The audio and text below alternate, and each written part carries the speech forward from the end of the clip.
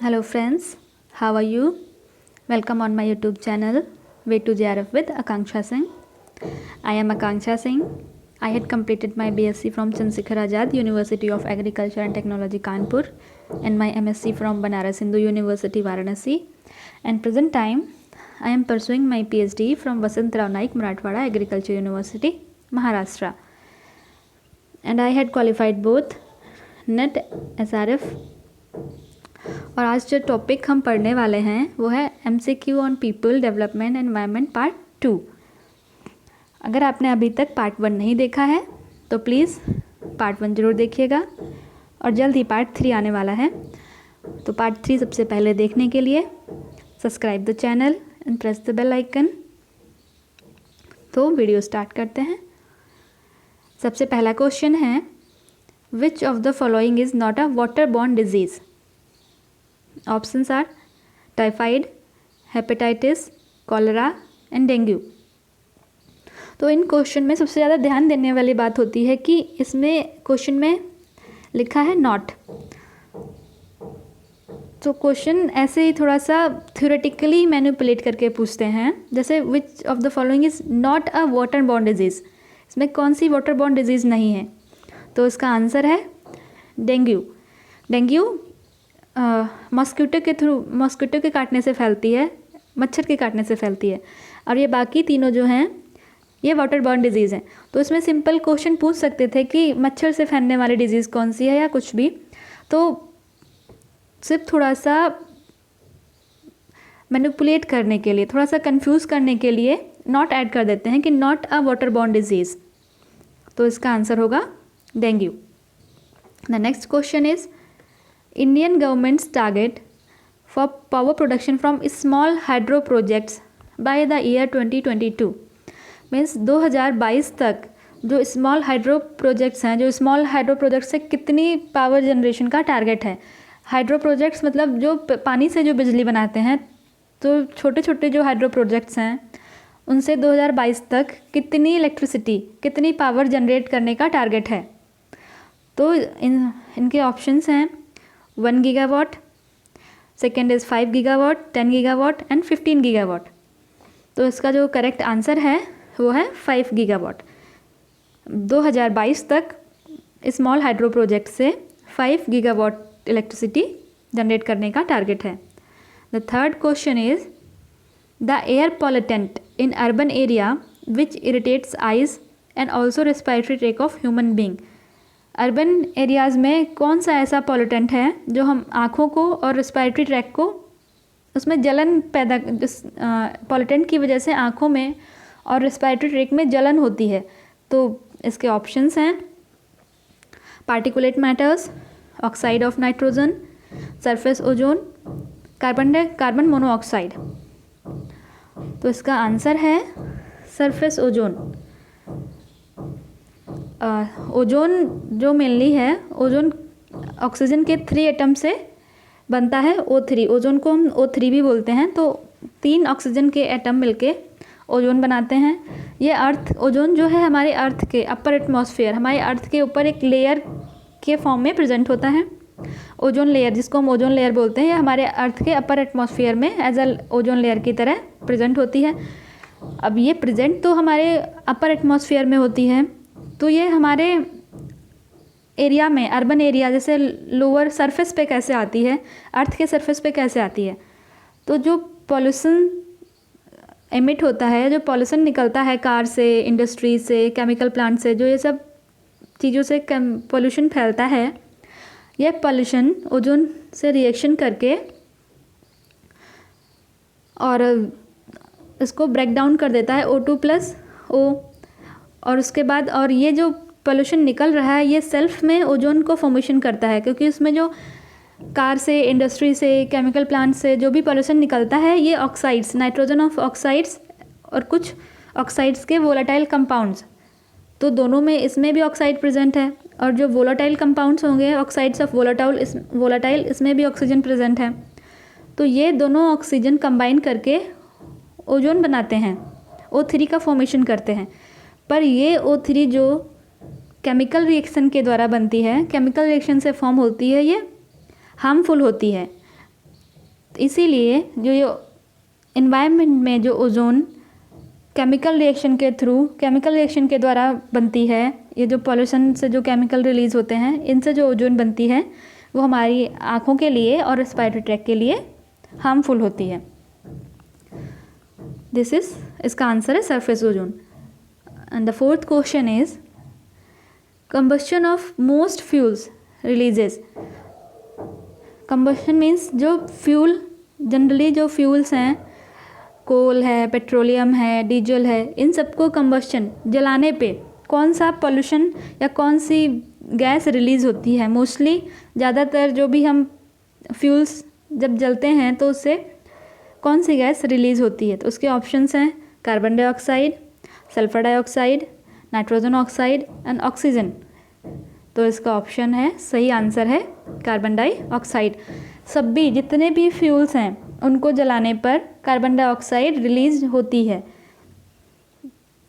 Next question is sustainable development goals have specific target to be achieved by. जो sustainable development goal हैं ये कौन से year तक, इनको कौन सा ईयर इनका टारगेट है सस्टेनेबल गोल को अचीव करने का। और जो सस्टेनेबल डेवलपमेंट गोल हैं इसमें से 17 टारगेट दिए हुए हैं। इसमें से पावर्टी रिड्यूस करना है, हंगर रिड्यूस करना है, मतलब ज़ीरो हंगर अचीव करना है, और एनवायरनमेंट क्लीन करना है। ऐसे बहुत सारे गोल्स हैं। इनको किस ईयर तक, कौन सा ईयर इसका टारगेट है ये सस्टेनेबल डेवलपमेंट गोल्स को अचीव करने का। सस्टेनेबल डेवलपमेंट गोल्स को मेनली SDG लिख के भी देते हैं। तो SDG का फुल फॉर्म है सस्टेनेबल डेवलपमेंट गोल्स। तो इनके अचीव करने का टारगेट है 2030 सस्टेनेबल डेवलपमेंट्स को अचीव करने का।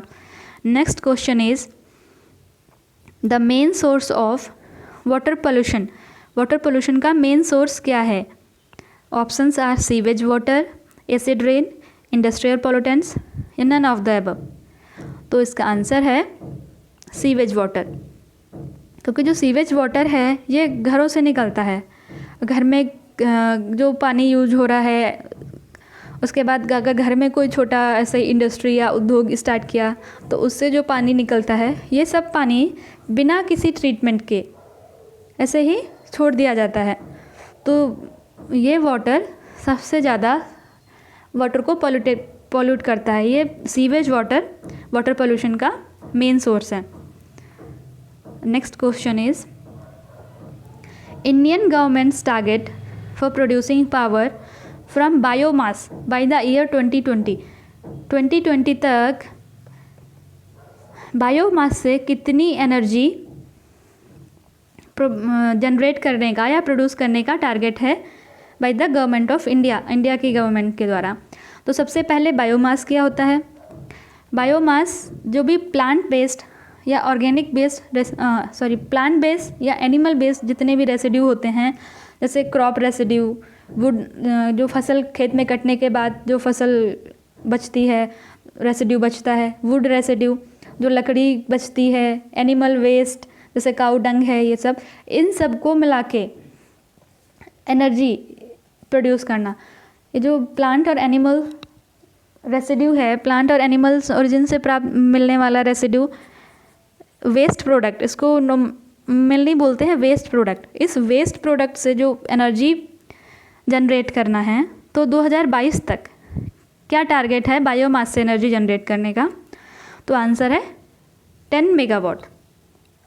The next question is assertion conserving our soil resource is critical to human survival, and the reason soil is home to many microorganisms and contain minerals। तो फिर से देखो एक बार, असर्शन में कह रहे हैं कि कंजर्व करना, हमारी सॉइल को कंजर्व करना, सॉइल रिसोर्स को कंजर्व करना बहुत क्रिटिकल है ह्यूमन के लिए, क्योंकि एक बार जो सॉइल रिसोर्स डिग्रेड हो गया या एक्सप्लॉइट हो गया तो उसको कंजर्व करना क्रिटिकल है, बहुत कठिन है। तो ये तो असर्शन तो हमारा सही है कि सॉइल रिसोर्स को दोबारा से कंजर्व करना आसान नहीं है। अब इसका रीज़न देखते हैं क्या है। Soil is home to many micro organism. हाँ, सॉइल में बहुत सारे माइक्रो ऑर्गेनिजम्स रहते हैं, सही है। एंड कंटेन मिनरल्स, और सॉइल में बहुत सारे मिनरल्स भी होते हैं, ये भी सही है। तो जो सॉइल में माइक्रो ऑर्गेनिजम्स हैं या मिनरल्स हैं, अगर माइक्रो ऑर्गेनिज्म एक बार डेड हो गए और मिनरल्स को, सारा मिनरल्स निकाल लिया गया सॉइल से, सारे मिनरल्स एक्सप्लॉइट हो गए, तो सॉइल में मिनरल्स के फॉर्मेशन में, मिनरल्स के बनने में थाउजेंड्स ऑफ ईयर, हज़ारों साल लग जाते हैं। तो इनको दोबारा से कंजर्व करना बहुत लंबा प्रोसेस है, बहुत टाइम टेकिंग है। तो ये दोनों सही है, असर्शन भी सही है, रीज़न भी सही है, बट रीज़न जो है असर्शन को सही एक्सप्लेन नहीं करता है। तो इसका जो आंसर है वो ये है, both A and R correct, but R is not the correct explanation of A. Both are true, क्योंकि एक बार अगर सॉइल रिसोर्स डिग्रेड हो गए, एक्सप्लॉइट हो गए, तो उनको कंजर्व करना बहुत मुश्किल है। और एक बार अगर माइक्रो ऑर्गेनिजम्स एंड मिनरल्स जो भी सॉइल में प्रेजेंट हैं वो ख़त्म हो गए, तो इनको बनने में सालों, बहुत ज़्यादा साल लग जाते हैं। तो ये दोनों सही हैं, बट आर जो है ए का करेक्ट एक्सप्लेनेशन नहीं है। And the next question is quality of resource not degraded due to the pollution. इसमें से कौन सा रिसोर्स ऐसा है जिस पे पॉल्यूशन का कोई इफ़ेक्ट नहीं पड़ता है, पॉल्यूशन की वजह से उसकी क्वालिटी डिग्रेड नहीं होती है? तो ऑप्शन है sun, sand, water, air. The answer is sun. Sun के रिसोर्स पे, जो सन से हमें सनलाइट या जो भी रिसोर्स है, सन हमारा जो नेचुरल रिसोर्स है, इस पे पॉल्यूशन का कोई इफ़ेक्ट नहीं पड़ता है। इससे पॉल्यूशन से सन रिसोर्स की क्वालिटी डिग्रेड नहीं होती है। जैसे वाटर है, सैंड है, एयर है, पॉल्यूशन इन सबको इफ़ेक्ट करता है। इन सब की पॉल्यूशन से, सैंड, वाटर, एयर, सबकी क्वालिटी डिग्रेड करती है, बट सन की क्वालिटी पॉल्यूशन से डिग्रेड नहीं करती है। And the next is this कि recent biosphere protected by UNESCO. UNESCO ने रिसेंटली कौन सा बायोस्फीयर अपने लिस्ट में लिया है, अपने अंडर लिया है, जिसको यूनेस्को प्रोटेक्ट करेगा? ये आंसर आपको कमेंट बॉक्स में बताना है कि रिसेंट बायोस्फीयर कौन सा है जिसको यूनेस्को ने प्रोटेक्शन के लिए अपने अंडर में लिया है। And thank you. अगर आपको वीडियो पसंद आया हो, आपके लिए इन्फॉर्मेटिव हुआ हो, तो please subscribe the channel, like the video and share with your friends. और हाँ, बहुत जल्दी इसका थर्ड पार्ट आने वाला है, तो थर्ड पार्ट को सबसे पहले देखने के लिए please subscribe the channel and press the bell icon